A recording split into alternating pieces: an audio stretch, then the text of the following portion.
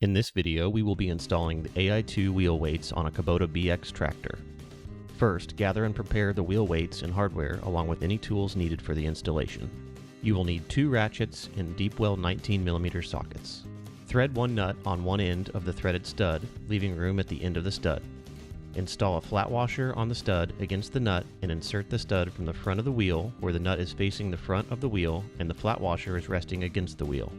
Note that you will be installing the stud in 2 holes in the wheel while they line up with the round holes in the wheel weight. The wheel weight also has a half moon shape cut out that will go around your valve stem to allow access for airing up your tires once installed. Next, install a flat washer and a lock washer from the rear of the wheel on the threaded stud, followed by a nut. Tighten the nut so that it is snug. Note that you can add 1 to 3 drops of provided Loctite directly to the stud where each of the nuts will end up. You can do this now or later during the process once you determine exactly where the nuts will need to be for your application. At this point, you will want to take note of how much thread is sticking out from the outside front edge of the wheel, as you will likely make adjustments depending on your wheel depth later on.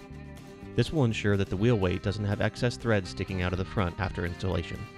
Repeat this process for the other stud and hardware. Once both studs have been installed and are hand tight, slide your wheel weight over them and hold it tight against the rim. The smaller shoulder on the wheel weight will be installed facing the wheel, and the flat side of the wheel weight will be facing out towards you.